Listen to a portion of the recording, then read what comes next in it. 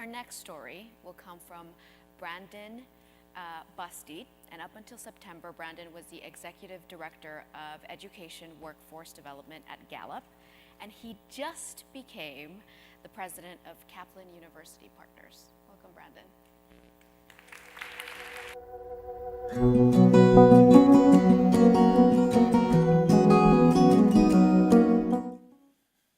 So I'm going to take you back to spring semester of my junior year in college, 1998, in Joel Fleischman's class, which was on nonprofit law and philanthropy. This was a class of only 15 students. There had been a wait list a mile long to get into it, and I remember being on that wait list for a couple of semesters before getting in. Joel had this phenomenal reputation for being an incredible mentor. He had a reputation as being a globally connected leader. At the time, he wasn't just a professor at Duke University, but he was also running Atlantic Philanthropies, one of the largest spend-down foundations in the world. So I was thrilled to be in his class. And in the very first week, he assigned a paper and let us know that we would write a paper every single week. And I can remember the second week of class, he opened the class and spent the first half hour going through every single student's paper, correcting grammatical errors that had been made. And the very first week that he did this, he started reading from the paper, and he never put anybody's name on it or said whose paper it was, but the second he started reading it and correcting it, I realized it was my paper. Now, a couple weeks into this, I thought it was just alphabetical order, right? Because Busteed was at the front of the alphabet. It turns out it was based on how many errors there were. And I led the pack the entire semester. But this just gives you a little peek into Joel Fleischman, a class on nonprofit law and philanthropy, where he spent 30 minutes at the beginning of every class talking about grammar and making sure that we understood how to write well. Well, fast forward to today. He still corrects errors that I make in emails that I send him. And even dining with him just a couple weeks ago, when I saw him last, he actually reminded me that you can't use impact as a verb. He stands strong in that, by the way. So that was 1998, and at the time, I asked Joel if he would be my mentor. I don't know why I felt that way, but there was a strong connection, and he agreed to do that. And so we've had this 20-year mentoring relationship. But if you fast forward about 15 or 16 years from that junior year in college, I was leading all of the higher education work at Gallup. And at the time, we were launching what was and still is the largest representative study in U.S. history looking at college graduates' long-term outcomes in work and life. I always like to brag that it was the largest representative study ever conducted. It's the only representative study that's ever been conducted, looking at the long-term outcomes of college graduates in work and life. And of all the hundreds of questions that we thought about testing as part of this study, the kinds of experiences that graduates may have had during college that were related to the likelihood that they were engaged in their work and thriving in their well-being later, and the dozens that we tested in the process of this, and then in conducting the research, there turned out to be just a handful of key experiences that we have in college that have a profound relationship with our success in work and life later in life. And this isn't just a year after college, this is 5 and 10 and 20 and 30 and 40 years out. And I won't go into great detail about what those handful are, but I'll tell you the one that was the most powerful of all the elements that we studied. And it was graduates responding to this statement. These were 5-point Likert scale options. Some of you know the history of this, know that it's actually technically a Likert scale, and I was corrected on that several years ago, but look it up and it's true. 5-point scales, strongly agree to strongly disagree. The graduates who strongly agreed that they had a mentor who encouraged their goals and dreams, this is exactly how the statement was worded, more than doubled their odds of being engaged in their work and thriving later in their life. The single most important aspect of the college experience. By the way, what didn't matter much at all or at all was where you went to college, how selective it was, what you majored in, all kinds of factors. Oh, by the way, the endowment size of the institution. Factors that we think are connected to education quality, that there's actually very little evidence to support.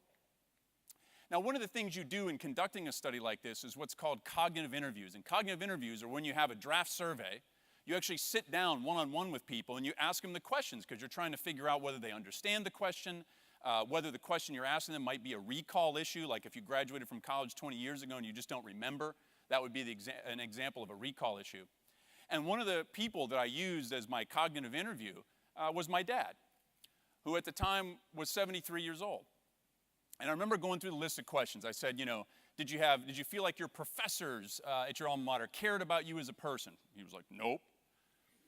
And if anybody's ever met my dad, it's like, nope, nope. Did you feel like you had a job or an internship? Were you able to apply what you were learning in the classroom? Nope, definitely not. Paved runways one summer. And then I got to the question about mentor. Did you have a mentor who encouraged your goals and dreams? And he said, definitely, Woody Greeno. And now I wasn't surprised to hear that because for years I had heard stories about his track coach, Woody Greeno, and the impact that he had had on his life. Anyhow, fast forward now about another year, and I'd been traveling all over the country, giving speeches and talks, mainly to higher ed audiences, about the findings of this study.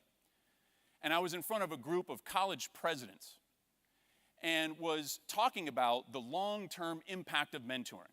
And as one of the examples I used, I mentioned this cognitive interview that I'd done with my dad, who was 73 years old. And for him, he was now a half a century removed from his college experience.